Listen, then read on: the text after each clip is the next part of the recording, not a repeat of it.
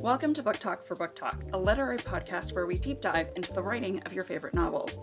This summer, we are hosting our Romantasy Edition of a book club while we prepare for our 15-part literary analysis of Sarah J. Maas's A House of Sky and Breath. This is Jack. And I'm Amy. Each week, we'll discuss one book from our summer book club roster. By using our literary background, we'll provide our first blush analysis of each book, as well as discuss listener thoughts. This week, we are discussing The Serpent and the Wings of Night by Carissa Broadbent.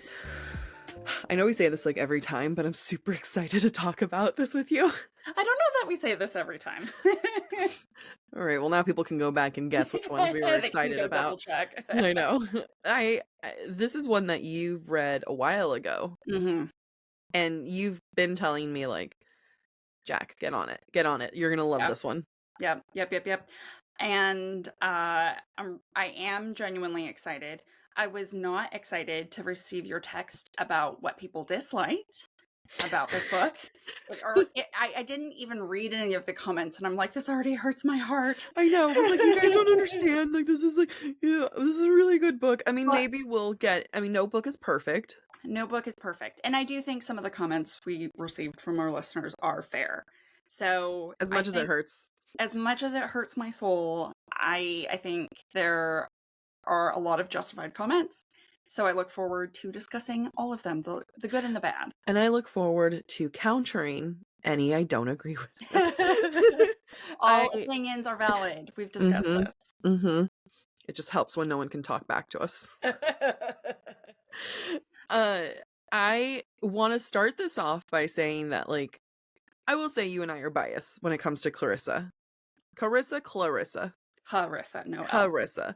I think there's like a 90s TV show like Clarissa Explains It All. So I know a lot of Clarissas. I don't know a Carissa. Yeah. So I would say you and I are biased because we love Carissa book. Yeah. It's big true. Fans of Carissa. Big. Yes. I want to be Carissa.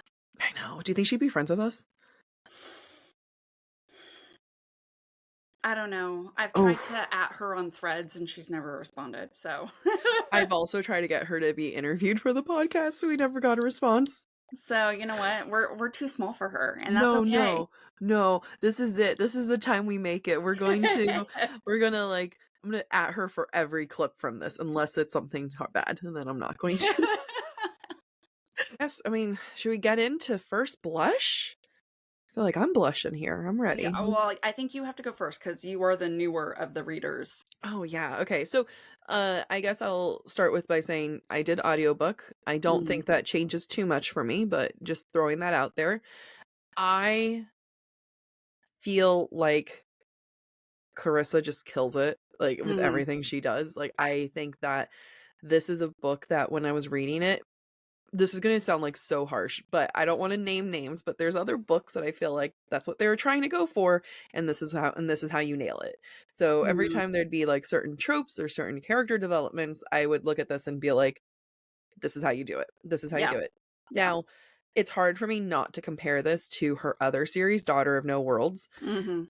I think that's the War of Hearts? Something like that, yeah.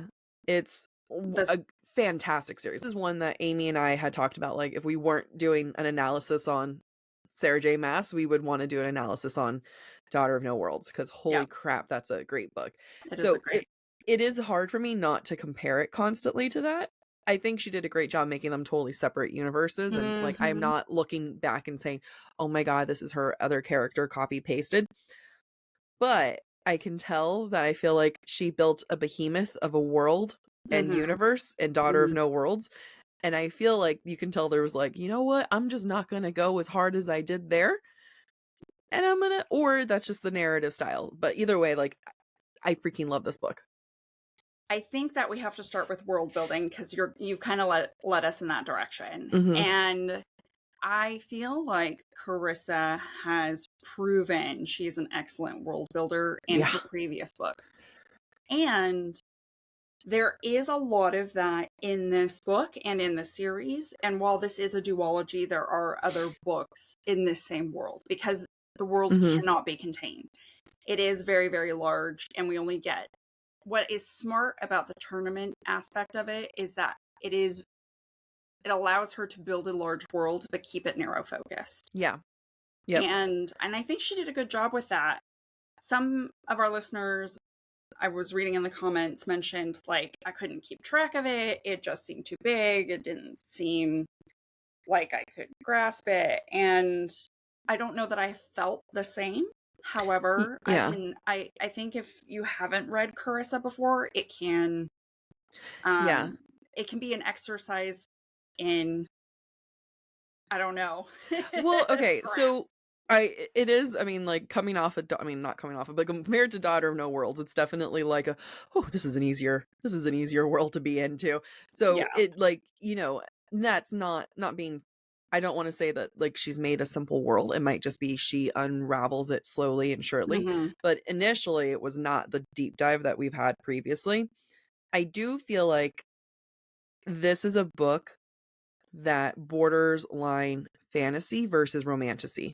Hmm. And, she has plenty of the like, I would like, romance is still a subgenre within it, but compared to a lot of the other really popular romantasies out there, it's not about the romance. It's about the political background, betrayal, all these other things going on. Romance is still a big part of it, but I can see where this is not the normal thing that readers would necessarily enjoy, especially when you Hmm. go from other books. And there's nothing wrong with other books having simpler worlds, not as intense political background and stuff.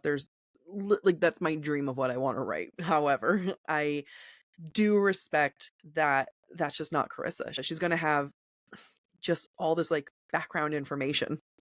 Yeah, I feel like she does a really, really good job balancing character relationships, romance, and the actual plot Mhm. and political background. Whereas if you look at Sarah J. Maas, I would say it would be more of a 70% relationships, 30% plot and background. Yeah. And then Carissa, I would say, is almost 50-50, maybe a little bit more heavy on the plot and background. And so it isn't typical for what we would dub as romantasy. However, I do Mhm. feel like there are still very strong romance elements in it. Yeah, and unlike this is me assuming so much about Sarah, so like Sarah J. Maas, so take this with a huge grain of salt. Sometimes when I would read things like ACOTAR, it's such a slow introduction to the world. Hmm. There's no, I mean, eventually in Mist and Fury and then Wings and Ruin, you get the build up to the politics of everything. And once you enter Crescent City, you definitely have things where the politics. But when you look at ACOTAR and you look at Throne of Glass, even, she builds up to that. Yeah. She builds up to, oh, here are the larger things at play. And whether she knows that's what she's going towards or she just kind of lets the story take her there, Carissa starts off with that. That is Yeah. her initial introduction, is going to be, here's the world, here's the politics, here's Yeah. what's at stake. Yeah. Yeah. It's you make a great point, and it's definitely a preference, right? It's a Mm-hmm. preference of the author and it's a preference of the reader. And there's nothing wrong with either approach. Some people just can't get into the politics and the world building as quickly. Yeah. And I think that's why Sarah J. Maas and the Court of Thorns and Roses series, and honestly, any of our series, is a gateway into Mm-hmm. fantasy because it does do that slow build where Carissa does not. She's Yeah. just like head first into the deep end, let's go. Yeah. And yes, so I understand why this is not for everybody. We did have a couple of our listeners say I DNF'd. Yeah, I was like, but And I was why? like, Why did you why? DNF it? I don't think you like, let's read it together, guys. I don't think you understand. Anyone who DNFs a book for the world building, I do recommend listening to it on audiobook because you Mm. can kind of speed through the more difficult parts of the world building if that's not palatable to you. Yeah, And you get especially to the like her fun. naming, sorry, but like her naming the things makes it real hard to Oh yeah, read. yeah, yeah, yeah. Yes, everything is a little bit of a mouthful when it comes to Carissa's naming schemes, and that's the case in her other series as well that we've read. What I like about it is that her worlds are distinct from one another, Mm-hmm. and she's very good at keeping things separate and unique. And Yeah. even though her narrative style might be the same, don't feel a lot of overlap between her worlds. And so I don't know. I don't know. I Yeah. just really enjoy it. And it's what I aspire to be as an author. What what Carissa has achieved in both of her series that I've read is exactly what I've wanted to do with my own fantasy novel, my Mm-hmm. own fantasy series, and she's, for me, the standard to which I Yeah. hold myself, which is a very high standard. I absolutely agree. And, if someone is reading this and hasn't read Daughter of No Worlds, like I can see them being overwhelmed. I think because that was like our first introduction, I actually felt like this was really politically light. I Hmm. was surprised of how little I was like, oh, you're telling me that like your daddy's the only thing that's like the major political thing happening here? Like I felt like it was very light when it came to all that stuff. Now, Hmm. because I trust her and I know that where it's going, and sure enough, that's how everything was unraveled and revealed to be, larger things at play. And we always knew there'd be larger things at play. There was never Yeah. anything that made me question of like, this is the only thing that's going on. Hmm. I appreciate it very, very much. I think when it comes to the world, I think her revelation and the way that she paces us finding out stuff, fantastic. Like, she's not doing an immediate info dump, Hmm. but she's also ever and then someone did say this in the comments of what they like was the progression of how she revealed information and how it Hmm. felt natural. Like it would naturally come up in this conversation. Now, Yeah. again, you risk the reader not knowing what's happening and being a little Right. confused. But again, it's a preference, and I really enjoy finding things out as we go along. What I think Carissa does well is that because Aurea, even though she's lived in this world her entire life, because she's been very secluded and sheltered, she naturally does not know a lot of things. And Yeah. that's true in the second book too. And so we learn along with her. And that Yeah. feels very believable, right? Where maybe other books like Harry Potter, it's someone who's never entered this world before and Mhm. you're entering it brand new with them. And I think that's much easier for information unloading, right? Than Yeah. it is when you have someone who already exists in the world learning these things. And if we compare it to, From Blood and Ash. well, I was No. actually going to say no, Fourth Wing, Oh, yeah, yeah. where Violet repeats information to herself like that, we didn't like as much Mhm. because Violet was already in the know. Whereas right Yeah. now, Aurea doesn't know as much. And so we get to learn through her. What I really love about Araya not knowing things and us finding out through her, and this is gonna kinda go, I guess, transition into character development, Hmm. but Araya finding things out at the pace that she finds out not only feels natural, it feels true to the story, it Yeah. feels true to the plot, and even if Carissa found herself as, like, kinda being stuck at a point, who knows? Like, I'm sure at one point she was like, "Shit, I need her to find this out and I need it to happen naturally." And like Mm.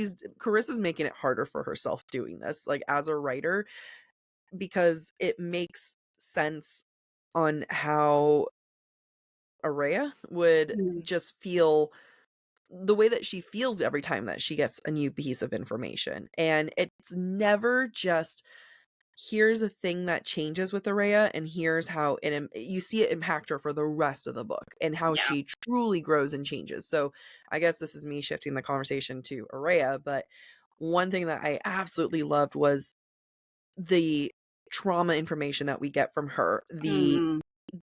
both like from a child and from her first boyfriend, like all these things were so true to her character. Like Yeah. again, this is one of those moments when we've talked about in previous books to this book club where it's like you can't just like drop trauma and then just say like, okay, now she's relatable, bye bye. It's Right. like you drop trauma and you reference it in the last pages saying like she flinches from Rain, and it's like, just like he knew that it was like flinching from an old lover. You know what I mean? So it's like that's how you deliver trauma and have it make sense to the reader. Right, because I think what Carissa does very well with the trauma, and I think we see this in her other books too, is that it's consistent. She reacts the same to the triggers every time Mm-hmm. the trigger happens. Mm-hmm. And it prevents her from certain actions, certain relationships, right? Because so we see that follow through. Yeah. And we see resolution to it. It's Yeah. not a thing that is relatable. It's an actual obstacle that has to be overcome. And I think that's what Carissa does very, very well with Yeah. her trauma. We didn't even know what trigger responses were happening, but we were seeing them. Every time that she would take a step away from Rain, or, kind of make sure that no one's around her, not exposing her neck. We get it as, Vincent trained me. This is what he told me to. This is how I have to make sure. We get all these things of to like reasoning that's valid, but the real reason is because of this trauma that she's experienced. And then even you can say, like, as she's telling the reader about what's like, about her own experience, it's Araya going through and accepting what happened, which makes her more open towards Rain, which like adds this progression. Like, like that's how you do character development right there. Yeah, yeah. And I think what's really beautiful about both the character development and the trauma is that and we see Sarah J. Maas do this too, she gets to undo the trauma by redoing the action with someone new, and it mirrors, but in a like replacement sort of way. Like it mirrors the action, but it's better this time. Yes. So the sexual encounters with Rain replace the sexual encounters with her first boyfriend, but there's still very clear beats of reflecting those experiences. Yeah. I also really, really love about Araya and her character development is that the more information she receives. Oh, my light just went out. What happened? So, it might not be charged enough. Oh well, that's fine. It was cool. It was cool. I will make sure it has a power source in the future. If the listener doesn't know what we're talking about, you guys should watch the YouTube video that comes out on Fridays. As Araya receives more information, that brings her father's character into question. Her absolute trust of her father declines, which allows her capacity for trust of Rain to increase. Yeah, yeah. And she makes inferences just like the reader does. She makes assumptions just like the reader does. That leads her down a path that allows her to grow, but also allows her to fuck up. And it's just amazing how we get to see this flow of her father essentially leaving her heart and being replaced by Rain. And for all of that to be thrown at, smashed. And I think that's like with some of the comments I also saw people saying like, oh, she threw it all away for hot boy. And it's like, kind of, but not really, because, she knows her father has never been a good father. He has done his own trauma to her. And just as you were saying that Rain replaces the trauma that she's experienced with her past partner, he's also replacing the trauma with her dad. So yeah, it makes sense. Like, she is throwing herself into him. She is like saying, okay, you're fixing things. And that's obviously not what she's thinking. But, like you're saying, one's filling, one's getting higher, the other one's getting lower. Right. But that's also the point. Because at the end, it was a mistake. And that is like, at the end of the day, we've learned, Carissa says, don't trust men. Like, that's... Right. I mean, if I had to boil down this story, it is how disillusionment with our parents influences the decisions we make as we grow older and as we enter the real world or as we enter adulthood. And I did also see the listener comment about like, this is the hot guy trope, where I do it for the hot guy and that's all. And on the surface, it can seem like that. But having listened to this book twice now, Carissa spends a really, really long time making sure we understand that the only person Aurea has ever felt safe with is Yep. her father. Yep. And then she realizes she's not actually safe with her father because he's a liar. Yep. And Rain, I don't want to say takes advantage, but he steps into the role of lying father. Like, he says you're right, safe, and she's not. Like, both of them are both telling the truth, and both of them are lying. right. And so what she's doing is she's rejecting her lying father to replace him with someone who is like her lying father. Yep. And that's something we do Yeah. as people. We accept trauma from others that we've already experienced in our parental and our familial relationships. I talk about this with my therapist all the time about how we repeat patterns in our life. And that's what we see in this novel. And it is so well done. Because it's thought out. You know what I mean? Like, it's because it was done on purpose. And the reason why we know it was done on purpose is because Aurelia would say things. I'm never going to get her name right. That's but you've been doing so well up until this point. Is there an L involved? No, there is not. Okay, thank you. Aurea. It's because Aurea says keywords that reference her father and eventually reference Rain. So, like the word you said, safe. She talks about that being a thing where it's safe, like she's safe with her father, exposing her neck. So the ways that we can tell Carissa did this on purpose is because the language is mirroring one another.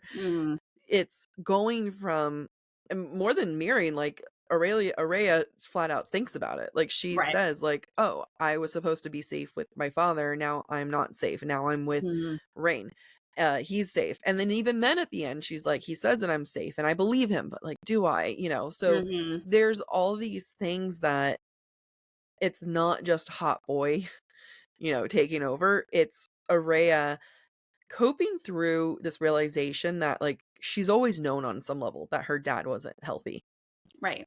Because she's actively looking for humans. Like, wants to be attached to humans. She wants to have that side of her life. Right. But she knows that that's something that Vincent doesn't like. So even from the get-go, she's always like, there's been some kind of like part of her that she knows doesn't mesh with him. And so of course she's going to be like looking for that thing to get away, and the thing, which is a person, is someone who really relates to humans.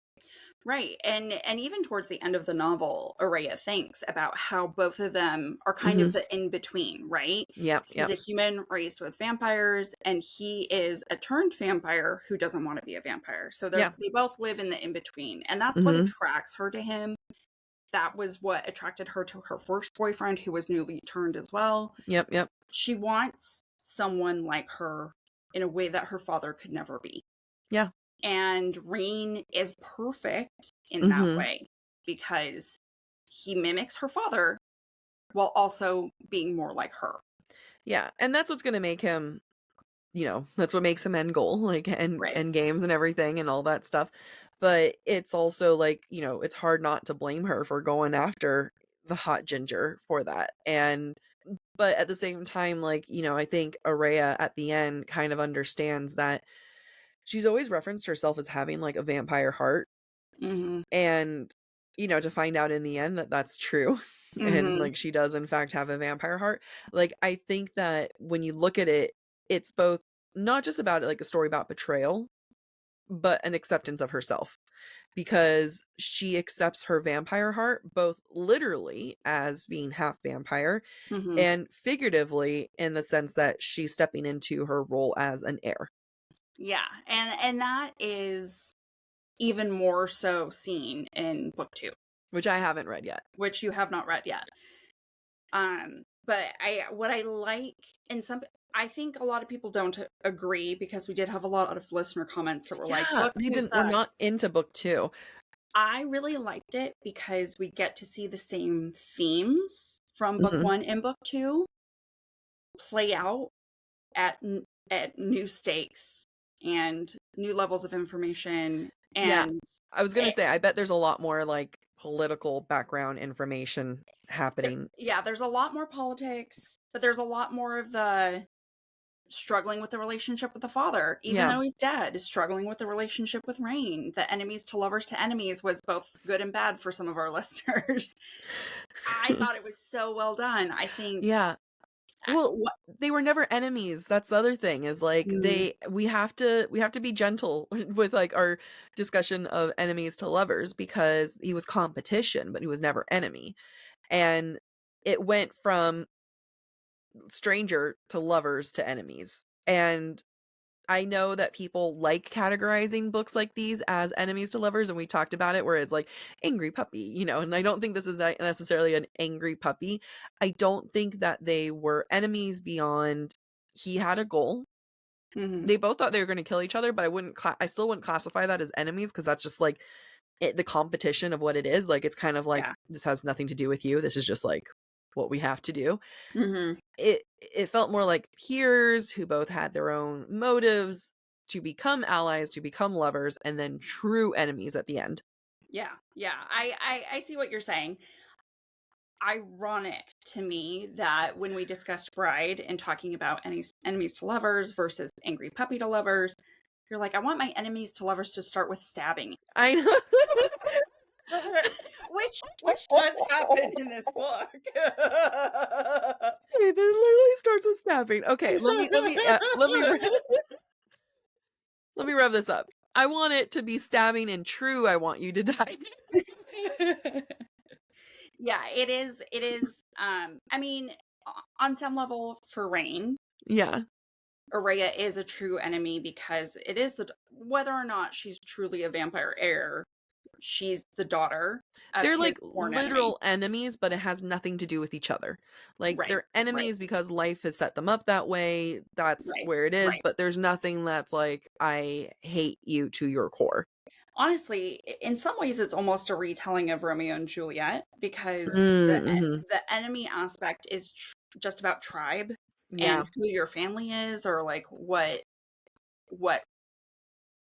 I, race is not the right word, but what faction of vampire Yeah. you Yeah. belong to. So I know we've done a lot of talking about Araya and her development and her relationships, which is a huge important piece of this story.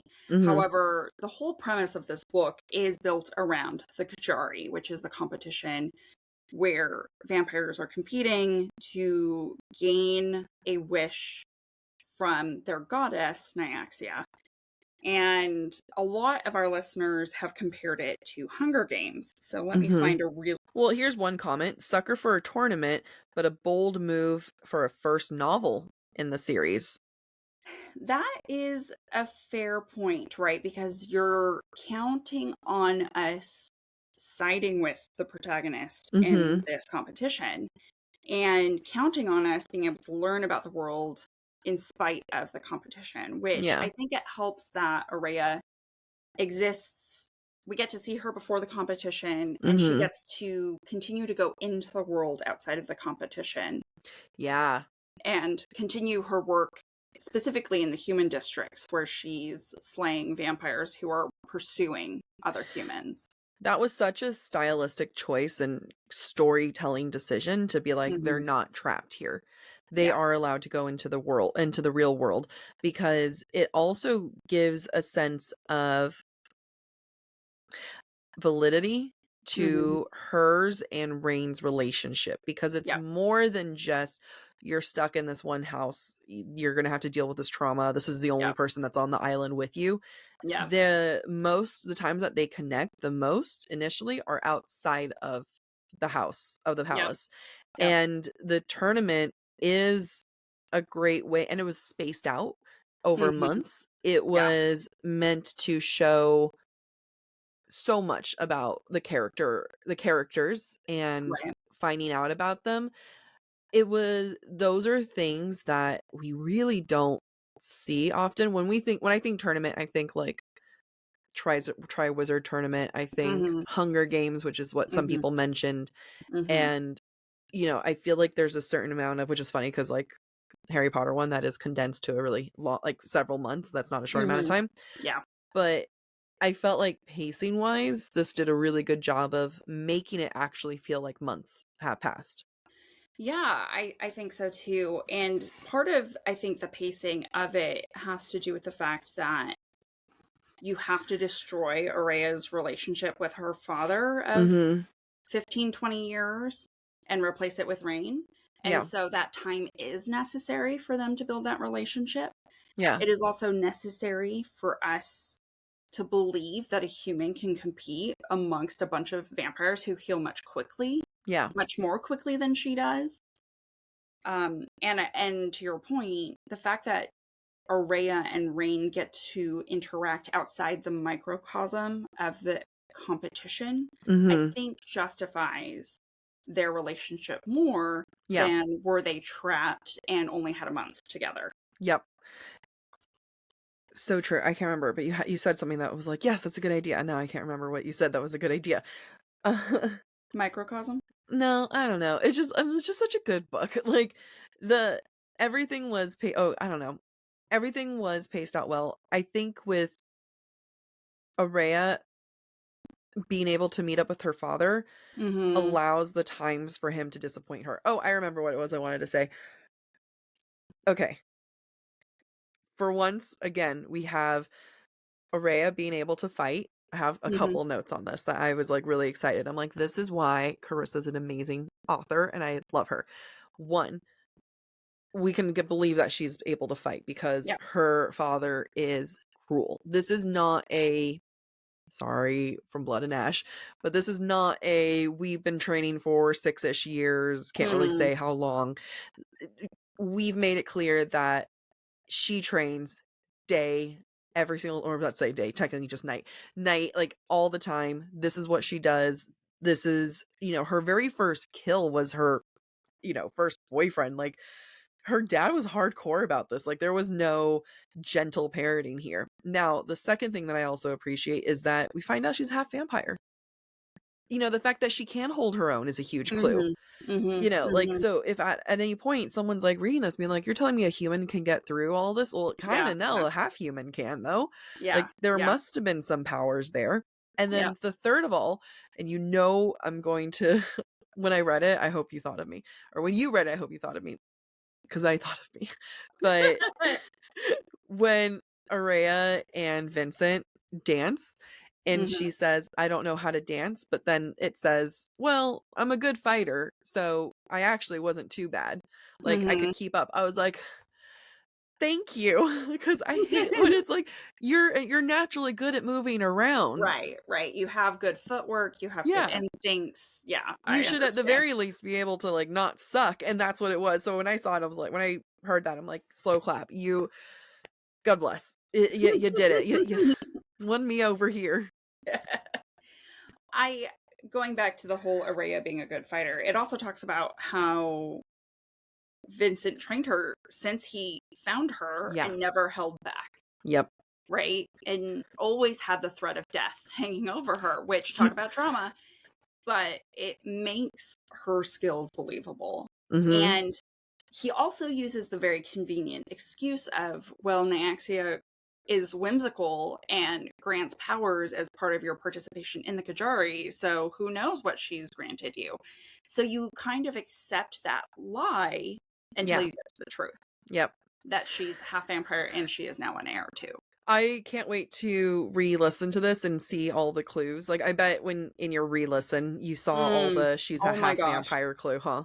So many more clues. Is there a moment that you can think of? Oh, there's many moments that I can think of, and the fact that, I mean, there's multiple things, and one of them is her eyes. Her eyes are like Vincent's, and Nyaxia says it at the Oh end yeah. Yeah, when before Vincent's Nyaxia said it eyes. at the end, I was like, daughter. But it's also said earlier on in the novel how they have Mm. similar eyes. Mm. Speaking of appearance, one of our listeners said, "Thank you for having a main female character with black hair and silver eyes and not blonde hair." Yeah. Yeah. Which is so funny because in my mind, because I'd read Daughter of No Worlds first, where Tizana is Is blonde, blonde, yeah. I definitely had Araya as blonde in my head and Vincent as having black hair when it's the opposite. Yeah. But it took me my second read to get that right. Is there any other clues that she was a half vampire? I'm curious now. I mean, all of her power stuff is definitely Mm. a Mm-hmm. clue.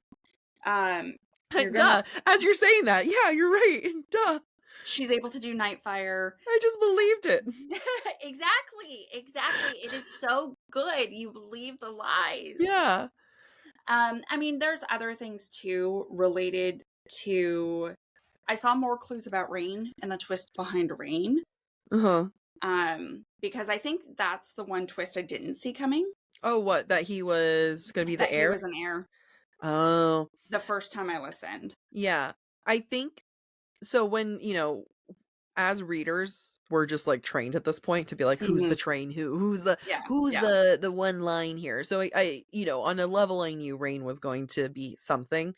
Uh, th- there was like on some level. I didn't expect him to be an heir, but I also Mhm. like wasn't surprised that he was. You know what I mean? Where I Yeah, was like, you're yeah. gonna be something. What I was most surprised with I'm sorry if I'm derailing the conversation again, No, it's okay. but what I was most surprised with was Vincent. And I just again, slow clap, applaud Carissa for this. He was neither good nor bad, but he was Mhm. bad. He was bad with a little bit of good, but at the Mhm. same time, and like I kept waiting for a moment to be like, okay, he's like actually been lying to her since she was a baby and hasn't loved her Mhm. at all. No, he did love her. He loved her until the very end. Like so many Yeah. mistakes, but never you. Ah, Yeah, I agree. I think the fact that at the end he's like, basically, I'm sorry I loved you. Like, yeah. oh, kill me now. I did remember one other clue, Oh yeah, and yeah. it's in the very, very first part of the book. Okay. So, and which we're going to have to talk about story structure and narrative style in a moment. But the very first part of the book, we kind of get the past Mhm. from a third person omniscient point of Yeah. view that sees when Vincent and Aurea first meet as Yep. she's a child. And she bites his finger, and it talks about her canines sinking into his finger. And that's the moment he knew. That's the moment he knew she was part vampire. And that's the moment he fell in love with her. Oh. And having read the whole series now and then going back, it's that moment. Yeah. Carissa was masterful writing that first scene Oh, because yeah. it's perfect. It is, 'cause you would almost, like, the first time you read it thinking, like, "Oh, this is, big bad vampire," was like, "Oh, Hmm. who's a cute little human?" Yeah. But, like, he knew what he was doing. He probably was looking for her at that I mean, don't tell me anything, I haven't read the second one. But, another one that pops up at me is I can't remember what scene it was, but I think it might have been something to do with sex, but, uh, Aurea tastes some of Rain's blood, and she Mm-hmm. says like, "Oh, I almost can understand why people like it, like why they like Yeah. it so much," because she's like Yeah. all hot and horny for it. Yep. But you just assume in that moment that she's like kind of a badass. You're like, "Oh, okay, like someone's into it." Just Eh, turned on. just turned Yeah. on with it, and then all of a sudden you're like, "Oh, no, that makes sense." Because like once we found Hmm. out the half vampire, my mind immediately went there. I was like, "I remember that Yeah. moment." Yep. There's a couple of other moments that I'm not going to talk about because they're explored further in Yeah. book 2. Yep. Because Araya does spend a lot of time thinking, like, why didn't I know that I was part vampire? Yeah. Why didn't Vincent tell me? Did Vincent know? So that gets explored a lot in the second book. And I will refrain from talking about it more. Knowing Carissa personally, because we're clearly besties, but knowing Carissa, she's just so good at like really getting into the emotions behind things Yeah. and being able to say, like, not like, what did I do something wrong, but, having a character analyze where did it go wrong Yeah. and being able to have this thread that goes into, oh yes, this thing happened, has repercussions. And if no one's read Iron Flame, there's a thing that happens in Iron Flame that I get annoyed about that you don't see in the second half of it. And it's just like, what about repercussions here? Yeah. Yeah. And Carissa, like SJM, because SJM is the same, in this is very, very good at saying something happened and you know what? It's going to throw a wrench in a lot of shit. And Yeah. they're going to really struggle with this and they have to really process it before they can move on. Yeah. I think Carissa isn't afraid of hurting her characters. Oh, no. And I love when books do that. I Yeah. love when authors aren't afraid to be like, this is going to destroy you, and then Yeah. write it with an evil smile. I mean, I knew when in Carissa's other series, her protagonist was flayed. I was like, oh, Yeah. I have to accept that there's going to be a lot of pain in anything I Yeah. read by this woman. It's true. Like, your thing is, like, you're not going in to read it for a good time, guys. Like, you're not, you don't read Carissa to be like, I'm gonna walk away with happy feelings. You're gonna walk Yeah. away kind of having your world rock, knowing Yeah. that things will work out in the end, but dear God, you have to get there. Yeah, there's nothing easy about it. And I think that's why we, at least Jack and I, enjoy it so much, is because it feels like our protagonists are really, really challenged Yeah. and pushed to the limits, and the stakes feel high. Yeah, and I'm not gonna say this correctly, so I'm hoping, Amy, you can translate it for me. Okay.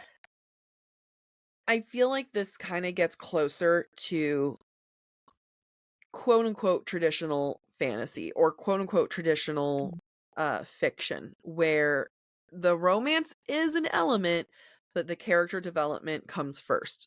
That is the first and foremost, most important thing that comes is what the characters go through Mm-hmm. in a non-romantic, not just romantic, but other settings too. So I hope that makes sense for people. Like, if that, I don't know if that clicks, but I just, we've gotten used to a lot of books that are just, the development is heavily based off of the romantic element. I am a fan of that. I am okay. I would even argue SJM leans sometimes a little bit more in that direction than Mm-hmm. Carissa does.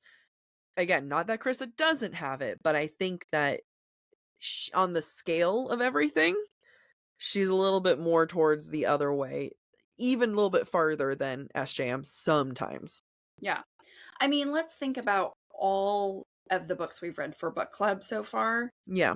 I think this is the first of all of them where the individual character development takes priority over the romance. And that's interesting because the one that I would say would compete against that would be Feybound. I agree with your statement. Now I want to explore that statement. So in Feybound, it was still very much romantically linked. And I would argue that it's not as like romantic as other books. Like, I think Mm-hmm. that she did a great job still making it not so, romance base. Mm-hmm. And maybe this is just more of a preference and writing style and everything. If you don't know what we're talking about, please go back and listen to that episode. But I agree where this one, Carissa still has a few degrees more in the Yeah, other direction. and that might, for me, the distinction might be because we struggled with some of the resolution of that Yeah. character development in Yeah. Feybound, where it wasn't quite clear. We didn't necessarily feel like the development matched the actions at the end of Mm-hmm. Feybound. Whereas this, the development and the character actions feel very, very aligned. And maybe Yeah. that's why I lean more on saying that Carissa's is more Yep. character focused. I think maybe only because she nailed it in a way that Feybound did not. I agree. And to further this point, I would say going into Araya's final decision, right, to Mm-hmm.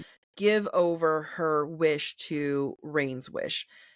Yes, she loves him. Yes, there's a lot of, she wants him to not be dead. However, she also knows that he can do good. Like, that's what she believes, Mm-hmm. right? That he is Right. there to bring a change, that he's there to do all sorts of good things, right?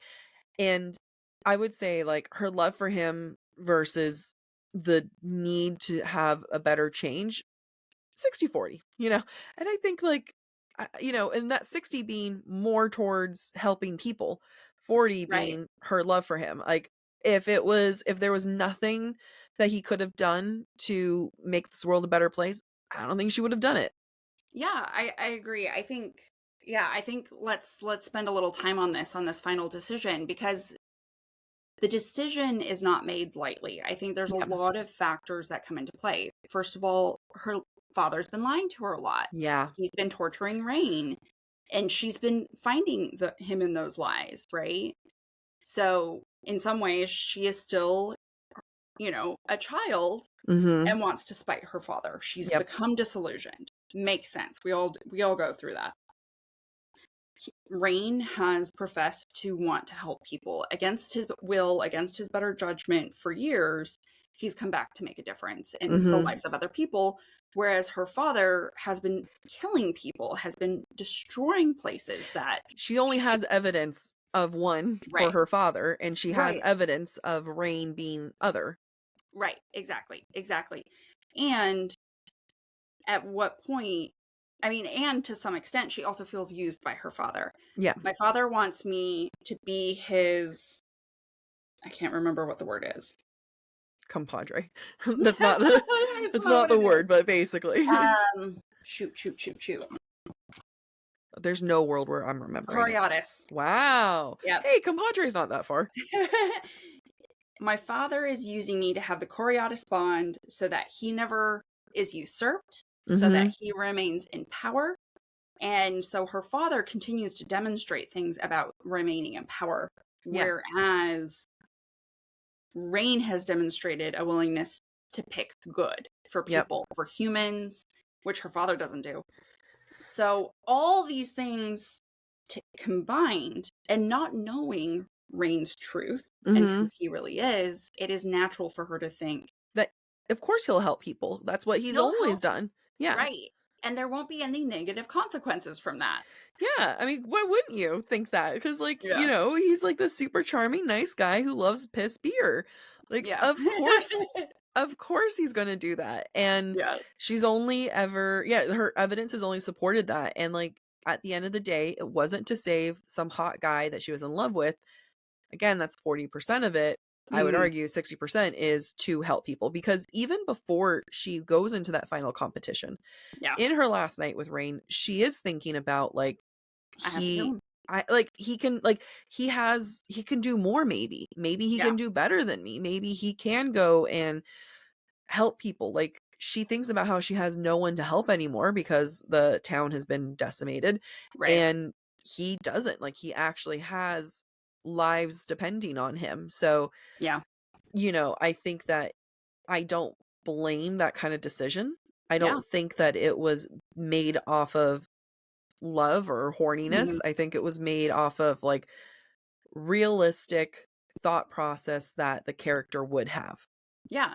I mean, and I think I I agree. I absolutely agree with you. And I think Carissa does a really good job making us believe, and rightfully, that Araya enters this final battle with the intention to win, Mhm. conflicted, sad that she's going to have to potentially kill Rain, hopes he gets killed by somebody else beforehand. Right? Um, and even at the end, she goes all out. She tells him to not fight back or not hold back. Yeah. They go There's no as holding back. I love it. They went full in. yeah, and the only reason why her mind is changed is because she realizes he baited her into killing him. Yep. Yep. And that's the moment of regret for her. Yeah. And Because if she again, that final thing, that final moment was a good moment. It was it a was a yeah. sacrifice He sacrificed the good he wanted to do for for her. her. Yeah. So why Well, of not course. sacrifice your relationship with your father who's been lying to you Yeah. for a man who could do good? Exactly. A little, just to find out. I will say, so kind of going to that like final battle scene, it there were so many good things about that final battle scene. The first one, just the fact that like they didn't hold back, and that Mhm. it was a true battle to the death Yeah. moment. Uh we get, when that moment when Rain looks up to like the person beyond her and kind of gives that subtle nod, and I guessed at that moment someone was manipulating. I thought Yeah. that was Vincent. I I thought did that, too the yeah, first time. Yeah, I was like, and then I was waiting for them to be like secretly in cahoots, you know? Yes. Yep. I agree. And I was That like, was what the hell? mhm. Like, and then of course, but then like once they show who it is, like Mr. Cigarello Man, I j- Septimus. I was like, well, of course that makes sense that it would be him Mhm. because he's been in and out of the book throughout without ever kind of, explaining. And maybe I'm just a passive reader and other people had different thoughts, but I think that Carissa does another good job of introducing characters so casually, let them leave so casually that you just kind of forget about it. Like they don't make Mhm. enough of an imprint Yeah. in you, but Yeah. like there clearly was time spent there. Yeah. And Cigarella's just made me think of you. It made me think of me too. From college, Yeah, mind you. college you. Yeah, I think she does a really good job of not bringing enough awareness to characters we should be suspicious of Yeah. and focusing our attention on the characters that she wants us to be suspicious of and who are ultimately red herrings. We all expected more evil out of Vincent. Oh yeah, I was expecting more from, oh god, what's his name? The one who was not her friend but kind of like around her age whose parents had beaten him up. And Oh, Ibrahim. Ibrahim, yeah, I was expecting him to become an ally. I was expecting him to turn out to be really evil. Like I was expecting a lot more from his storyline, and Mm-hmm. instead it was just a parallel of her in many Yeah. ways. Yeah. Yeah. It's And the that was his underdog. story. Like Yeah. Ugh. It's so good. I know, right? It's God, I know. Like if we had all the time in the world, I would love to analyze her books. I would love Oh, to yeah. just do like a full give me a 20 episode analysis on Carissa. Oh, yeah. Absolutely. It's her writing is so rich and the It is. relationships are rich. And we did have a couple comments about those relationships. Let me Yeah. pull them up. Yeah. We have a couple different comments from our readers about the relationships. Readers, listeners. Sorry, listeners. I I mean, our apologize. listeners did read, so We you're did not read. wrong. No, they're both. They are both. Amy, not me, but a different Amy, said the father-daughter relationship and the Misha Rain relationship were one of the highlights. Another listener, Ray, said the relationship with her father is also very compelling, and I haven't read anything like it. And I agree. I think there's a lot of depth in that relationship, and it only continues to be explored. But I think a lot of the depth from that relationship has to do with the narrative style and the structure of the Yeah. novel as well, Yep. which we can talk about now, we can talk about later. I'm not talking about it now. Okay. Unless you're looking at something else. Oh, I was going to talk about Misha and Rain since we Oh, had. yeah, let's go Misha Rain and then we'll. Okay. So we had one listener who mentioned that they liked the Misha Rain relationship. We had another listener who said they didn't like Misha. Yeah. That's Misha interesting. gives me fluffy black cat vibes, which I don't think that there's anything wrong with that. But I like black cats. But what did you think about Misha, Jack? I love a non-threatening female character. I love when you show male and female relationships. I love Mm-hmm. that's not, romantic. I love when you have two women together and a man and they're not jealous or anything. Mm-hmm. I love the familial bond that we get with Rain and Misha. And I love that Misha is so warm and is able to help coax Aurea out because I think Misha was the first one to get Aurea out of her bubble, Yeah. and Rain helped solidify that. I think that not only was she so important there for developmental reasons, but I think that's one of her really important things is that like it was not hot guy wins Aurea over. It was Misha who won her Yeah. over. And Yep. then Rain was kind of able to enter there. She's there for comedic relief and stuff, but I think that I'm a big believer in female relationships Mm-hmm. and showing that. And I don't think, we didn't come away with like, they're best friends who are going to braid each other's hair, but Right. you do walk away with someone who was raised with Vincent, surrounded by men. I think that in the very beginning, you see Aurea wanting female companionship in a way, because like there's who's his general's name? Yasmin, I Thank you. think. She, you know, even at the beginning, Araya says something like, I don't want to think poorly of Yasmin, you know, she's a woman who got here all on her own, but I don't Yeah. necessarily trust her. Like, I think that she wants to have more Yeah. women, more human-like women in her life. So Yeah. it makes sense for that. And I felt like Misha was very rich as a character, you know, like, especially since there's so much that she sacrificed for a god in this world that has abandoned her at this Yeah. point. I don't know about the second book.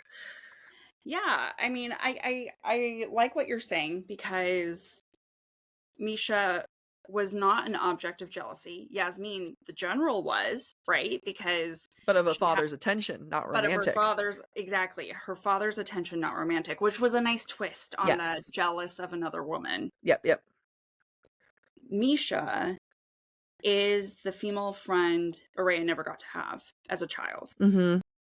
And that's what is charming about Misha, is because she has that childlike naivete. It Yeah. makes her more attractive as a friend to the child within Araya. Yep. And I think that's what makes it believable for me, for the two of them to be able to connect, because Araya's never had that opportunity. And Yeah. now she gets to live out that childhood dream of like, I just want to have a friend. I want to have Yeah. a female friend. She was so lonely. Right. She was very, very lonely. I do think I do wish we'd gotten more with Misha in this book. Agreed. I know that because I've read the second book, there is more of Misha, but even that lacks uh some Misha elements that I think are necessary. I suspect Carissa, if she hasn't already, will write a Misha-oriented book. Oh, interesting. I could see So, that. I mean, she's just such a, again, like rich, full character that it would be hard mhm, to not come back to that.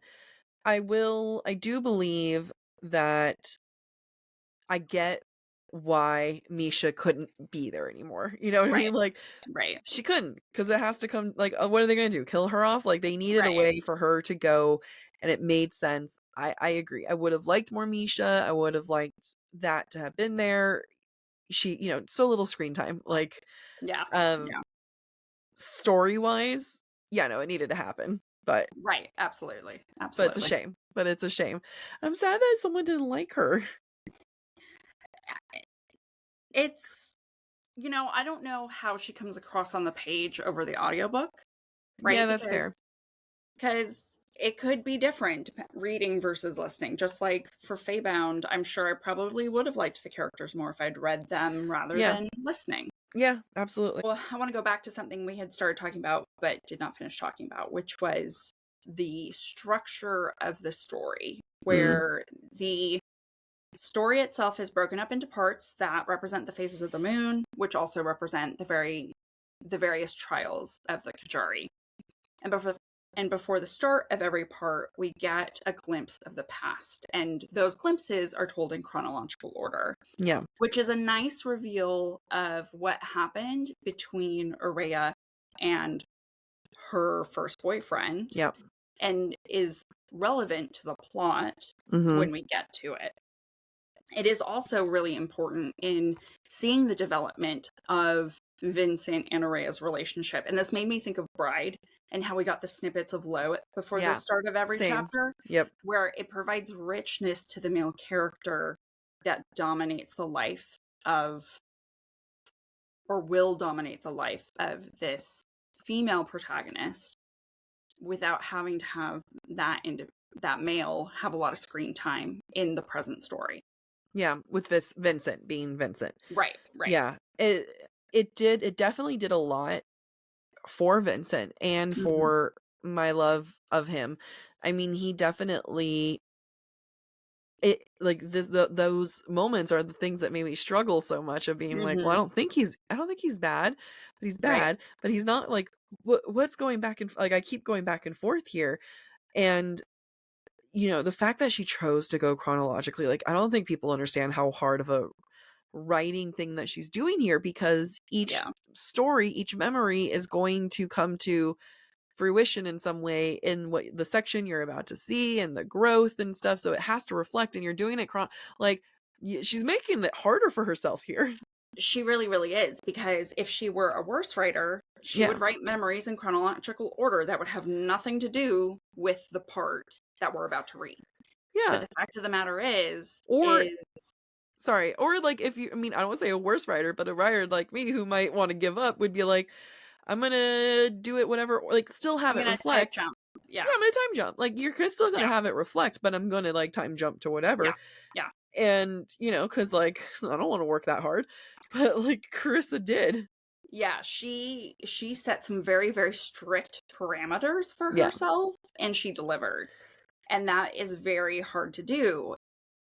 And it was so good. Yeah. Every little snippet we got, I felt was so rich, Mm-hmm. and it makes you empathize with Araya and her love for her father. Yeah. Because how else are we supposed to fall in love with a vampire king who's lying to his human daughter? Right. And then not only was it like a prelude to what's to come, it wrapped things up from the chapter before too. Yep. It's just so good. Like how do you even do that? Like you wrap up some of the things that you found out in the sections before that, and then you're kind of like teasing up of what's to come. Like that's just so good. And it's those little moments did wonders to not just Vincent, but like Araya's own understanding of those moments too, because it's almost like you can tell she's getting more clarity every time it's being reflected on. It's almost like a romanticized version at the very beginning of the girl was found in, in shambles and stuff. And like, I don't want to say it's a cute beginning, but like, it's not of like, her family's all been slaughtered and here she is found in the rubble, and, she bites his finger, and, it's so endearing. Like there are these moments that it kind of starts off like a cute little messed up story. And then as it progresses and as her own realization and acceptance of her father, the stories become a little bit harder and more graphic. Like not graphic, but like, well, there's one section where it ends with her crying in her father's arms, telling him everything, admitting that she had sex for the first time, admitting all these things. And then the next one, it's like, you can tell that he's trying to help her, being like, look, I'm delivering you. Your head, which this is just dawning on me now. Her father delivered the head, like essentially like her lover, her first boyfriend, saying like, here, I brought like almost like I brought you this. Now we're going to have a lesson 2 in 1. Rain brought her the guy who tried to kill her too at the beginning. And he says to her, what more do you want? I brought you the head of the person who tried to kill you. Yep. Trauma reflects trauma. And it's mirroring, because one was happened at the beginning, the other one happened at I want to Carissa. And and another reason why, so I want to go back to a conversation we had earlier in this episode. The reason why we know they're mirroring each other, one was they don't both talk about her being safe with them. Yep. Her father calls her Serpent from the first scene. Yeah. Rain calls her Viper. What are those 2 things? Gosh darn. Snakes. Gosh darn it. There's just so many levels of brilliance happening to tie these 2 men together, but not make it obvious. Absolutely. I'm sure if we read this, we'd see something about like Vincent's back being described a certain way, like, to indicate, I don't know, I'm guessing like to indicate, Rain having something on his back with his, or I mean, something, maybe it's like the way that Vincent never wants to show his air mark is the same way that Rain doesn't want to show his air marks. His out. Or they both,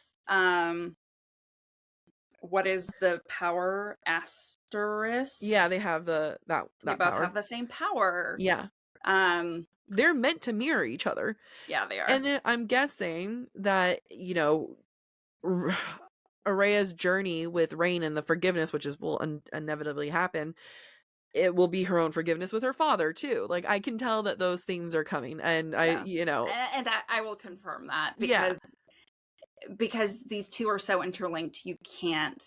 have Carissa would have done herself a disservice to yeah, not have those two themes tied together. yeah, and the fact that like no character is good here completely, other than Mm-hmm. Misha. Misha's probably the only character that's truly good.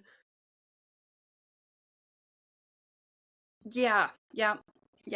I think that's right. That's right. At least in the first one. Again, I haven't read the second one. I'm looking away as I say that. So I was trying to think about the second one before I said that's right. yeah, I think we've only ever seen good things from Misha, and like, especially when you have a protagonist and it's first person, and you have moments of like, where's her bad? You know what I mean? Like, Mm-hmm. where are the points where she's bad? Because Araya doesn't distinctly want to hurt anyone. Like, there's no maliciousness about her.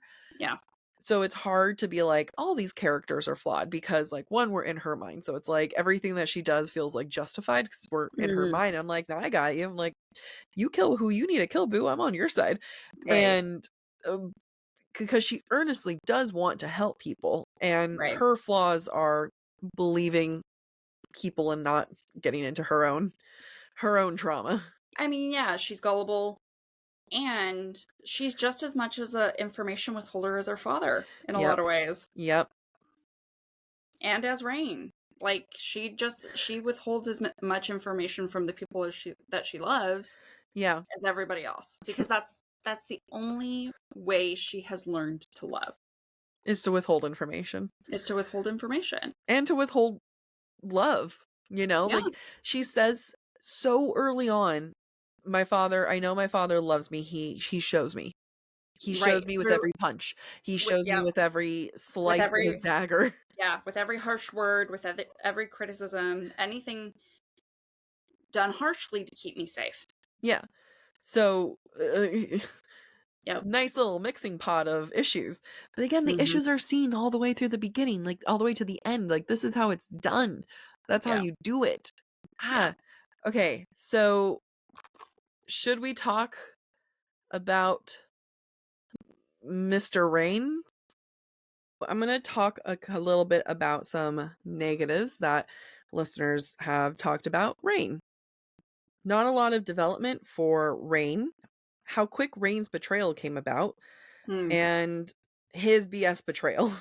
People are really mad about his betrayal, and also saying that he didn't develop as a character. Yeah, that's interesting, and I can see why. And for those who didn't like it, there's a lot more work done in the second book. I think what's hard about Rain and his development is that it's hard to develop a character who's so much of their story you're withholding. Yeah.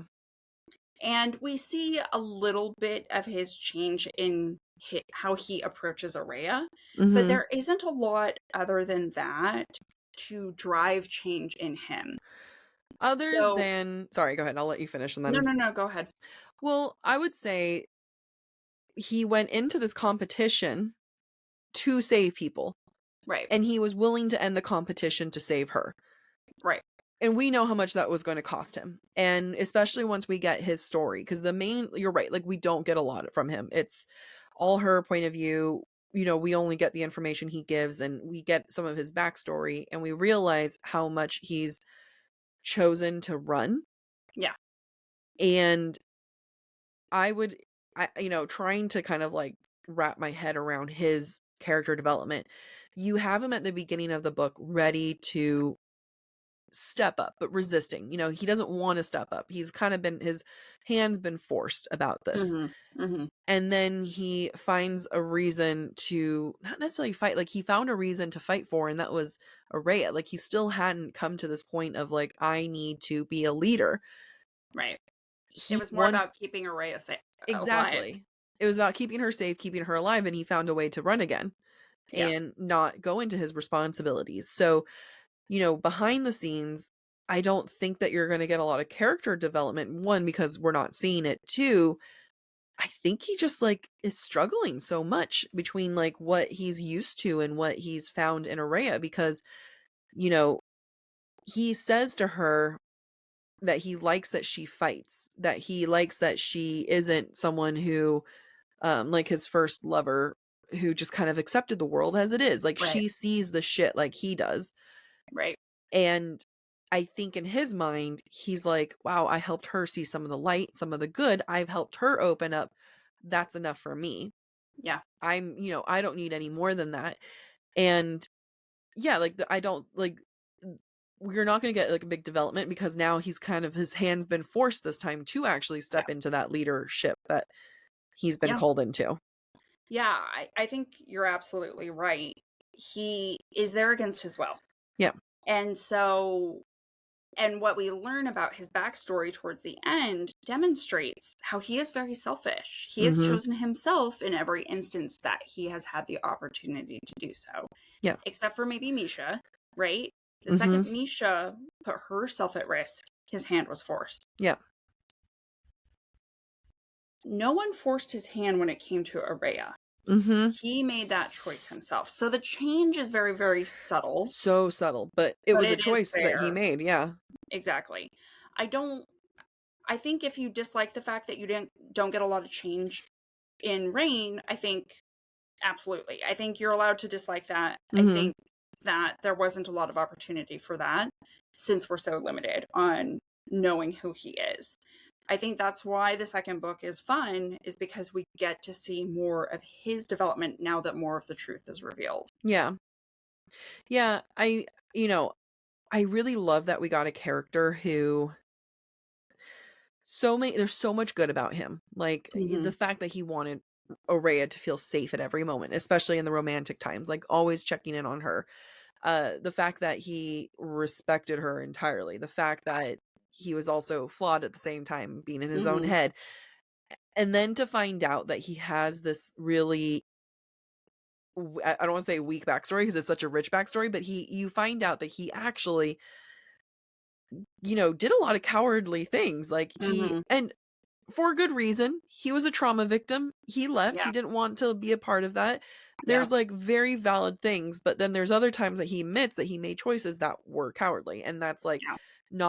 not being able to help people. However, I mean, now I'm feeling bad about saying cowardly. It's what he says himself, but now it's like it's I mean, there's understandable why you wouldn't want to like stick around for those moments. yeah. I mean, essentially, if you think about it, he was assaulted and raped Yeah. for 70 years. Yeah. Like, no wonder why he chose himself and ran away. It's not cowardly at all. It's like he left the people who wanted to stay. Right. And sometimes that is the most healthy thing to do. Like, you can't Right. save everyone. You have to do that. And I think, though, he said that once he realized that he had the mark and that he was Mhm. the heir, that's when he really ran away. So I guess the cowardly point comes into, I'm like trying to adjust myself. I'm like, I love Rain. I don't think he's a coward. But the part that I think that really reflects the flaws in his character would be when he decided to flat out leave everyone after their empire, their kingdom fell. Yeah, he You didn't know? want to accept the responsibility. I mean, I have no problem calling that a little bit cowardly Yeah, yeah. and still liking him Yeah, yeah, because that's true. Yeah, he's not perfect. That's and okay. he knows that haunts him. Yeah. And he doesn't want that until the very end. Yeah. And still at the end he doesn't like it. He still doesn't want it. No. And I think the fact that we go straight into once he does become the king, right? And he's trying to save Aurea again, and he puts on that role saying like, trigger warning for all these things, but saying that he's going to fuck her, he's going to rape her, and he's going to make her the, everything else. I can understand that, like, you actually see a little bit of regression in him because Mhm. he starts off the book being able to put on this character, this facade, and she calls him out on that. And then you see the most aggressive of that facade at the very end when he says he's going to marry her and rape her and all these things to her. And she's like, and she knows that it's a lie and that that's not what he would do, but the fact that he feels like he has to step into that role in order to fulfill a different role is really Mhm. hard because what does he know of a leader? That's what he saw. Yeah. That was his Yep. king. It's true. That's such a great point. I think that also brings me to the other thing that our listeners disliked, which was his Mm. betrayal and how quickly it happened. I actually really like how quickly I it know. happened. Yeah. You know, because I think we expect a certain storyline from the way things go down. And the fact that Araya makes a choice that brings Rain back to life, I Yeah. think was like in line with what I would expect. Yep. For it to go downhill so quickly from there was not the expectation. For her father to die, for him to be the heir, for her to be forced into a marriage with a man she no longer really understands or knows, Mm-hmm. that is shocking. Yeah. I mean, I remember the first time I listened to the book, I was like, shouldn't this book be done? Why is it still It's going? still going. We're still doing things. What's happening? Why is it still going? Yeah. But I think it's really, really, I think it does a good job of subverting our expectations of Mm-hmm. how this novel should end. Mm-hmm. And that's why some people really, really enjoy the enemies to lovers to enemies, Yeah. and Yeah. some people don't. And that's okay. Yeah.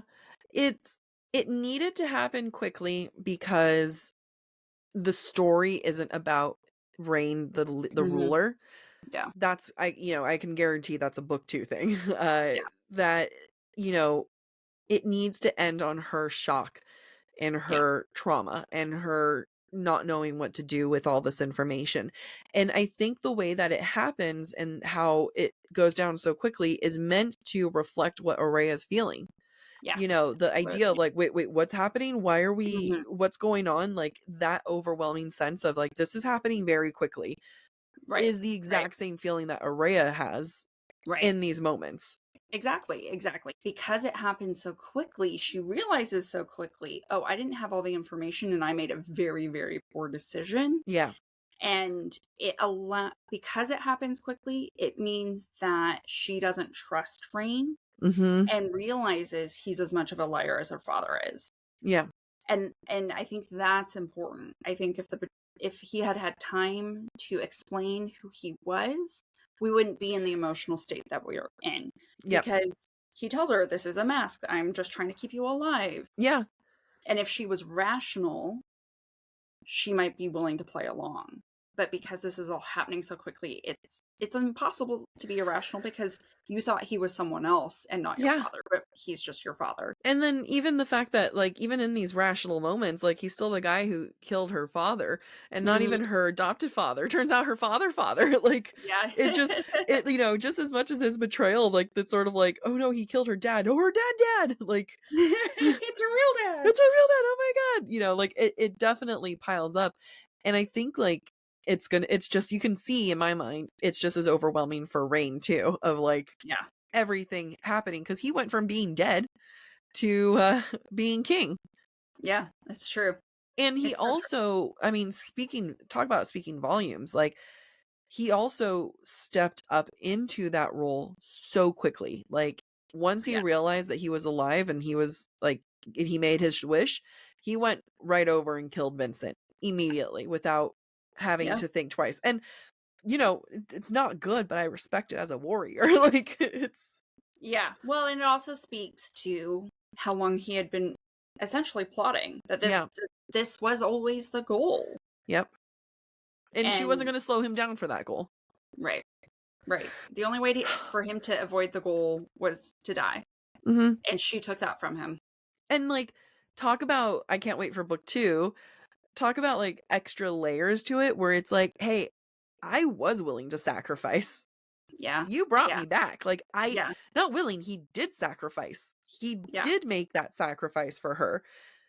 And she took it from him. And she, and like she took it and, great, happy you brought him back. But however, like now he's going to, you can't say like, oh, you were just going to use me no matter what. No, he died for you. That's, Yeah. Yeah. I don't know what And more you can do. yeah, and I don't remember all of book 2 off the top of my head. But it does, if I remember correctly, it is a theme of like, what more do you want from me? Why are you doubting me when I've already Yeah. proven Yeah. I was willing, I would die for you. I did. Yeah, he did And it. how dare you question my loyalty to you Yep. now that you've taken that from me. Yeah, yeah. I mean, and that talk about like, you know, to have made that peace within yourself, and to think that you've like, for him as a character, to think that he's like, you know, I really did this. Like, this is what I'm finally stepping up. I'm finally doing the thing that I feel like is right for the woman I love. Like, I accept this.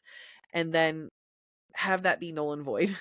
Yeah, the one time in your life you don't choose cowardice, or you don't Yeah. choose yourself, and it's taken from you. Uh-huh. And now you're forced to do the thing you didn't want to do to begin with. Yeah, it's shit. Yeah. Talking about the ending, I did appreciate when, what's the goddess's name? Nyaxia, when she comes down, and I was like, oh shit. Like, she's there. Real. She's real, yeah. Yeah. I really liked it, where I was like, oh damn, you always have these like books talking about the gods and goddesses and stuff, and it's like, I'm here, y'all. What do you want? Right. Like, oh, we were playing out your life story through this competition, and oh, you're real. Right? Oh, okay. Oh, sorry. Another moment of the fact that like a human had never played, right? Had never been part of it. Because she's half vampire. Because that's why. It's not like a, oh, you're special. Right. I love the trope of, oh, you're special, but you're actually not special, and that's the plot twist. Yeah, which I think is done really, really well, because we're willing to buy into the fact that despite her being human, she is special. She has been chosen by a god to participate. And then the twist is, oh shit. Yeah. You weren't actually that special. Yeah, like you actually can do things. Like, you are a vampire, so it does make sense you're allowed to be in here. Yeah.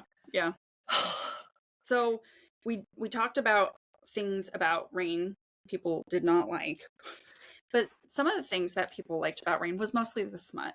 It's actually shocking to me how much about Rain is not mentioned in our listener comments, which I think is it shows how good she did, though, what Carissa did. Right, because it's not about Rain. It's about Araya and her relationship with her father. However, we cannot ignore the elephant in the room, which is Rain, the cave scene, and the sex. It's just so good. Like, what about it was good for you? All of it? I don't know. I love a consent. I love a worried for consent. I love making sure that she's having a good time. I love that we're normalizing it, and that it doesn't take away from the sexiness of having a guy be like, you good? And the fact that he recognizes her trauma without calling out her trauma, because that's her to decide upon. He never took away her, oh, this is too much for you type of a vibe. You know, he never took away her ability of controlling her own body. So he did ask her, like, is this okay? Like, he recognizes that there were moments for her that, you know, she might not have told him about, but he could see that there was something happening, and he asked her, and she said it was okay, and he proceeded. And, you know, so first and foremost, like, I love a good consent. And then I think it also didn't give me sexy virgin, which I also appreciate. And you don't have to be experienced to not be a sexy virgin, because we know that her only sexual experience was with her first boyfriend, which turned into assault essentially. And there's a lot of trauma involved. It never I like that it was brought up, but it wasn't about that. It became about her sexual experience. Like, I felt like it handled her past experience in a very mature way, where, you know, obviously that's something that she's going to think about. Right. But it's not about that. This is going to be about her pleasure and her being in control and in charge of these moments. And Rain was on board with like showing her that she's in control and in charge of these moments. And she flat out says, like, you know, she might not have experience, but she has an imagination. Yeah. I agree. I think what I liked about their encounters sexually were, again, it was not about, oh, show me how to do it, or, oh, I'm just so naive. It's no, she's taking care of her needs. Yeah. She's read fan fiction. Trauma. She knows Omegaverse. She is using him for her pleasure. Yeah. And he's allowing himself to be used for her pleasure. Yep. And I think what I like about it is that, to me, some of their sexual encounters are out of necessity. Yep. Right? Because it's, the blood drinking and then being horny as a result of it, because that's what happens when you're bitten by a vampire. Yeah. But also, what happens in their moment of intimacy is then reflected in the moment of hatred and battle. And I liked how it was necessary for their relationship and necessary for her power and for her to come into her true power at the end. Go into could you go into a little bit more about that? Like, her coming into her power sexually contributes to her power in the end? Is that what you're saying? All right. So what I mean by that is Araya is finally able to explore her sexuality, is able to let herself experience sex despite her trauma in a way that makes her feel powerful. Yeah. In the relationship with Rain, right? Yep, because he is about her pleasure, she's about her pleasure, and about having that full experience and rewriting her trauma. Within the final battle, there are things said between Rain and Araya that were also said in their sexual moment. I didn't realize that. Yeah, you're holding back. Yeah. And she thinks about that. I know she did. You're right. She does. And in that reflection, Rain doesn't hold back. His actions require her to seize her true power. Yeah. Right? To seize her full power and give it her all as well in battle, just as she did in sex. Yeah. And in doing so, she is able to come into her full power, both physically. We see her use her magic at her fullest. I mean, Rain's face is basically disintegrating from Nightfire as she's killing him. Yeah. Right? So we see her truly take her fullest power in terms of her sexuality, her physicality, and her magic / spirituality. Yeah. So I just think it's really beautifully done that it wasn't just about the sex. Yeah. It was about the character development. Yeah. I just realized, poor girl, stabbed and killed every lover she's had. Exactly. Talk about trauma. And both times, she didn't have a say in it. Yeah. Because 1, her dad made her, and 2, Rain did it. Like... Yeah. Right. Rain made her. Yeah. What the fuck? Yeah. Mirroring. Yeah. Like, it's just so good. It's so good. Oh my gosh. Gosh darn it. That's good. Other things that I'm just going to throw out there. Sorry, was there anything else that we wanted to cover with the smut stuff? Like, it just felt... One of the things you said, in the fact that we didn't get tons of comments about Rain, shows that that's not what this book is about. It's about her. It's about character development, specifically her character development. And I love that I don't want to walk away with him as my book boyfriend. Yeah. And not because I don't love him. I love Rain. He is probably one of my favorite male characters out there, just because of like how much that he respects her, but he didn't go into it respecting her. He went into it like kind of like, oh, that's cute little human / like, like he grew into his understanding and respect of her. Like, he was mad at her at the start, like, damn it, we got to learn how to fight together. You have issues, and he is mad and stuff. So like, he went through his own thing with her, but he is one of my definite favorite male characters. I see this here, and I see this in Daughter of No Worlds. Like, I love her male characters. Yeah. One of the things at the very end that I absolutely love, and I don't mean to shit on another book, so I'm sorry. However, this is how you freaking do a marriage trope at the end. A forced marriage trope at the very end. That's how it's done. That's, there's resistance, there's understanding in the necessity of it, and then there's that line of like, you've lost your access to me. We're not sleeping together. Goodbye. Yeah. You're not wrong. There are a lot of parallels between this book and that book. There When are we a talk, lot of parallels between there this are book a and that lot book, of a which I lot of kind of parallels. want to slightly talk about but I kind of want to talk about it because, it's all part of book club. It's true. I want to go back though to what you Yeah. were saying about how Rain's not the point of this story. Yeah. Rain becomes the point of the story in book 2 because we get his point of view. Oh, do we actually get his POV? It becomes a dual POV book in book 2.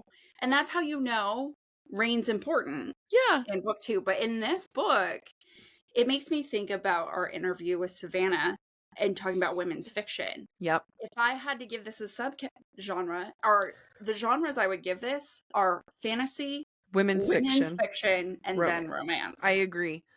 Because this is about the empowerment of a woman. Yep. Completely and utterly agree.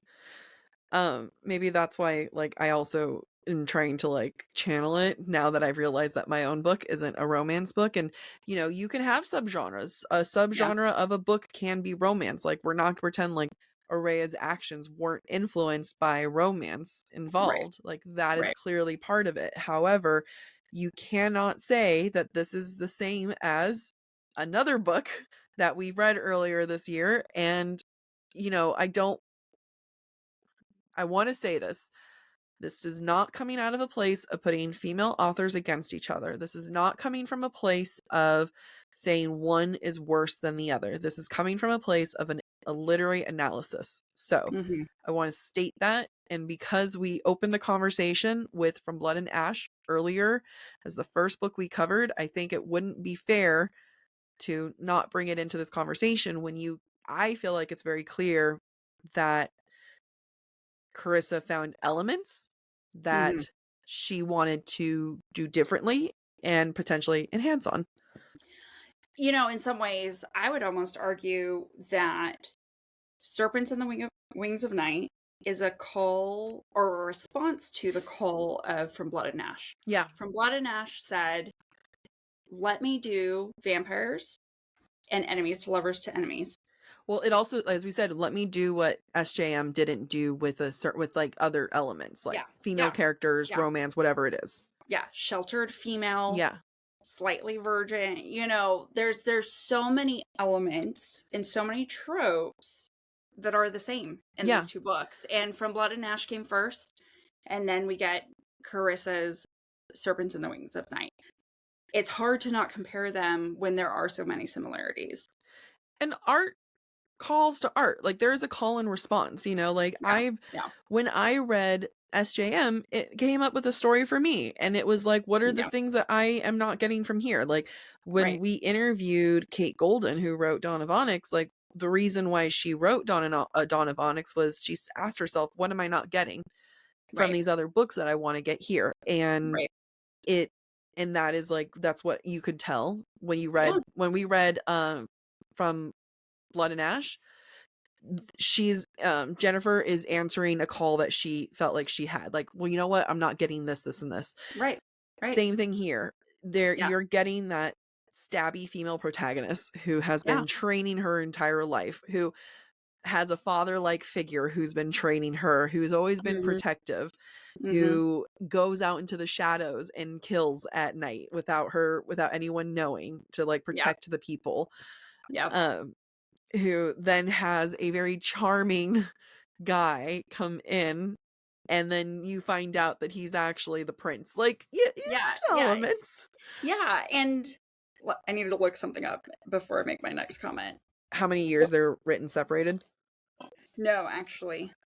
Then while you check, I want to check that, because I want to know. I'm trying to remember when this book came out.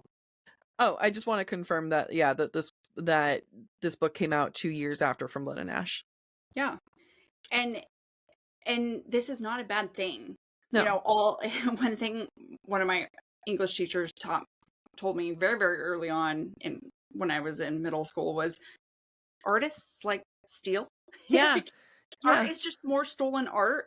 You get inspired from someone's story or from someone's painting, and you create your own version of it because you want to see a different version of it fulfilled. And we're going to see that when we cover Angel's Blood by Nalini Singh. which you're gonna see the parallels. I forgot yeah, that this was recommended to us because allegedly it not is. allegedly. She said SJM said. Oh, she did say, okay, Yeah. because it's so obvious. There's SJM read Angel's Blood and then came up with Crescent City.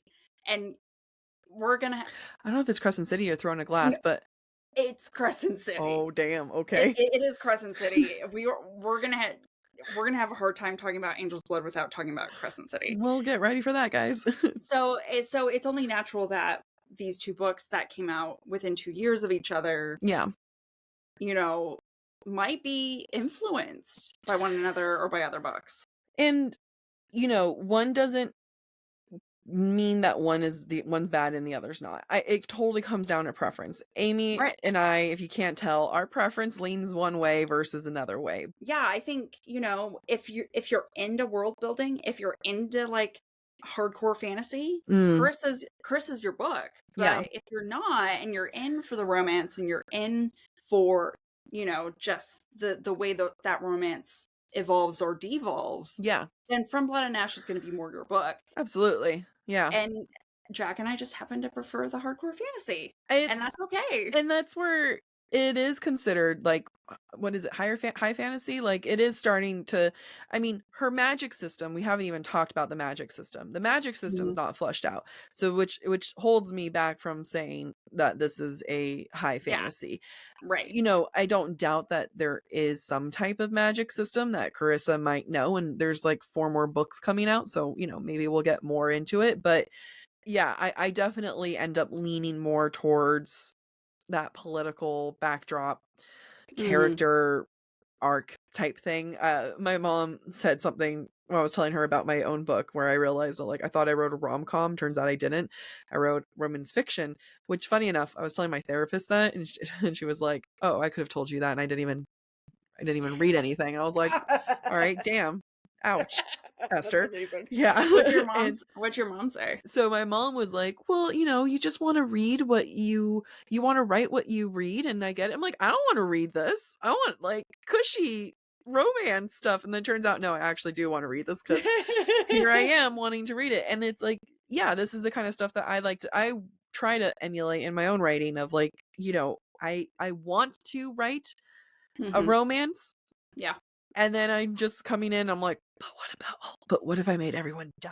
It's yeah. But what about the political intrigue? But what if I betrayed them? Like, but what if all these things? Yeah. But what if I tortured my character? But what if the torture went on for a long time and we don't really know? And then, yeah, I keep calling her Jessica in my head. Why? Yasmin. Do you know what I'm talking about? Yes. Yasmin?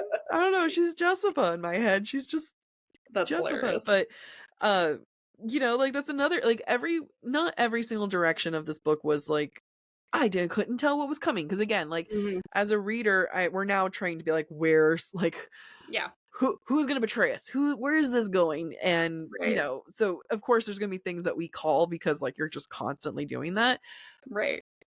Her being a hardcore supporter was not something that I was expecting at the end. Yeah, where she's just like, I support the crown. It doesn't matter who's wearing it. Yeah, you're the crown. I can get you. And her being like, I can get you out right now if I want. Like, let's freaking go. I got an army. We can just go right now. Which I really liked because, again, Carissa is saying this is a strong woman who is focused on on her capabilities, on her strength as an individual in her position, rather than it being all about the man. I mean, and talk about like Carissa making me think about my own, like me evaluating myself as a reader, because I kept waiting for Araya to walk in on her dad sleeping with what's her face with Yasmin. I was waiting for that scene where Yasmin comes out in just his shirt or something like that. And it turns out like no, she was actually like a hardcore supporter and loyalist. I'm like, wow, I'm a bad feminist. Like, right. I mean, maybe they were sleeping together, but she was also a hardcore general who's really good at her job. Exactly. And like they never really hinted at that. Like, maybe there might have been a familiarity there, but it wasn't like, that's just me assuming. Shame on Yeah. me.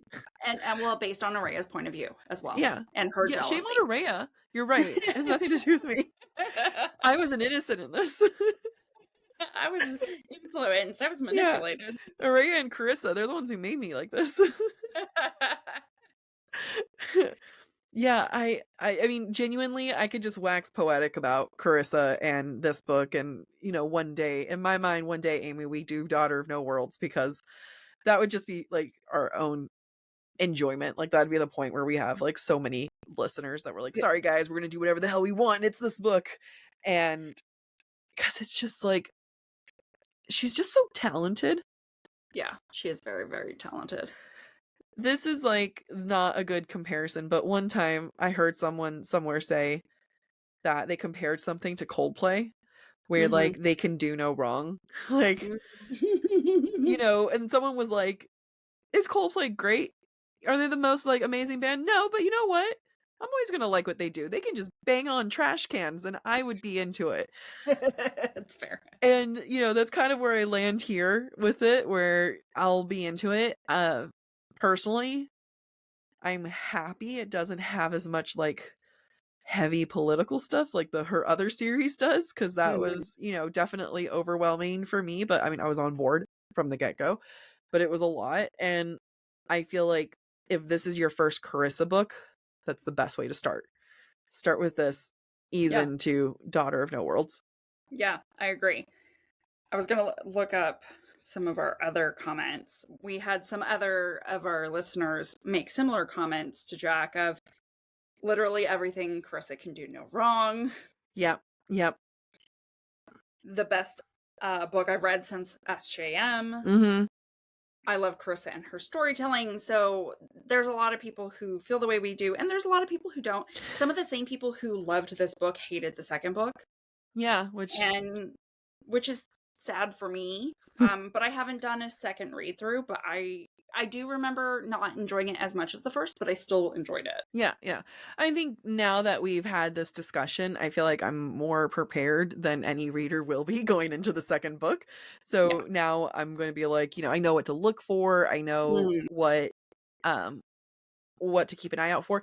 I want people to know that like when I'm reading, I'm not having this conversation in my head. It's not until I talk to Amy that I'm like, oh yeah, it was really great too. Like, I don't know. I don't want anyone to be like, wow, you guys read and you're just like automatically thinking these things. And I'm like, I'm really not. Sometimes I am. Sometimes there'll be something about it. But then a lot of times our notes come from us talking to each other. Yeah, it's true. It's true. Or it is like it's things you pick up on the second or third. Yeah. Read through or listen. But you have to already be looking for it. Like you knew you were you're listening for the podcast. Right. So it makes it easier. But I don't want anyone to be like, I didn't pick it up my first read. Like, neither did I. I only did it because of this. And which is why I bet I'll have a more enjoyable time reading the second one than someone who didn't have this thorough discussion and look at all these things before going into it, because now I'm, prepared on a different level. Yeah. And I wonder if folks who maybe didn't enjoy the second one, if you've reread the first and then go back and read the second, I wonder if they would have different feelings about the second one, because even as I was reading the second one, I was like, oh, there are a lot of intentional parallels and reflections from book one and book two. And I thought it was very, very well done. Okay.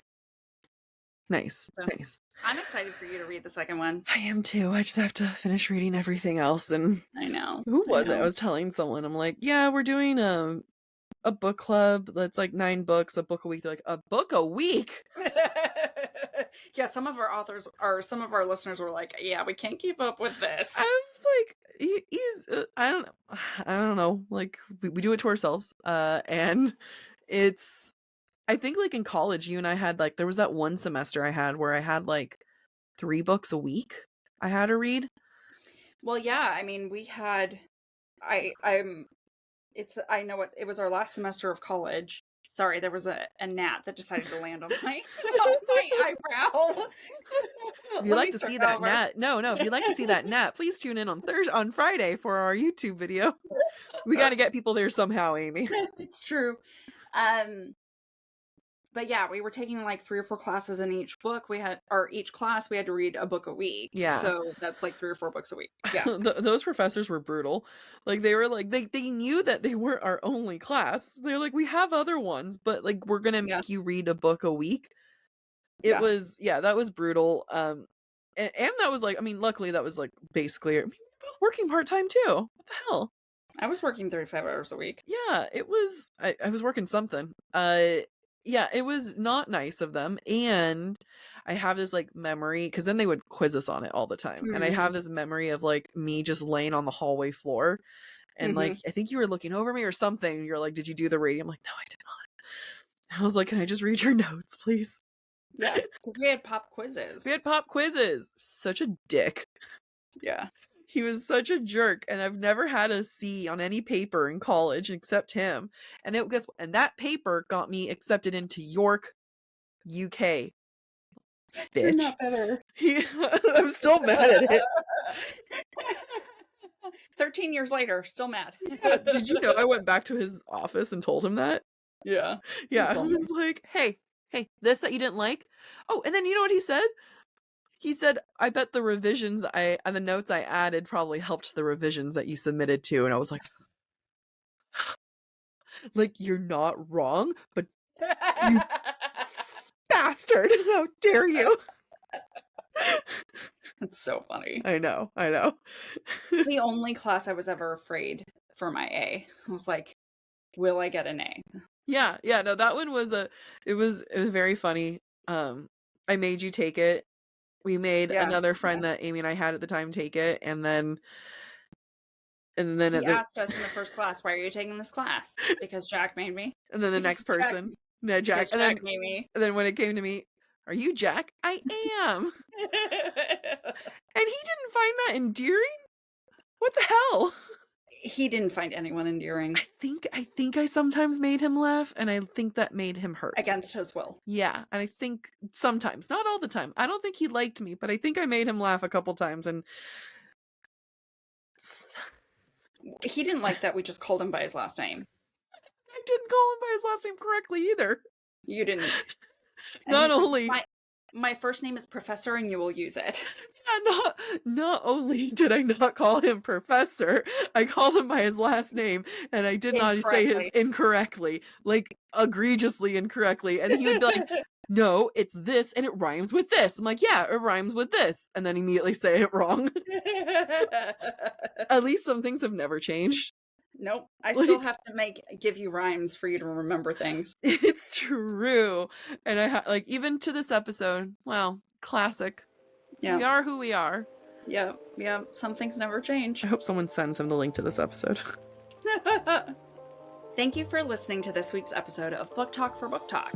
We encourage you to rate and subscribe to our show on your preferred podcast listening platform. We would love to hear your thoughts based on today's conversation. If you would like to submit your take on any of the books we plan to discuss later this summer, please be sure to follow us on Instagram, where we ask for listener submissions. If you are enjoying the podcast, please visit our website, booktalkforbooktalk.com, to view our latest merch and learn about supporting the show through Patreon, Ko-Fi, or Venmo. You can also follow us on TikTok or Instagram at the handle BookTalk for BookTalk. Bye.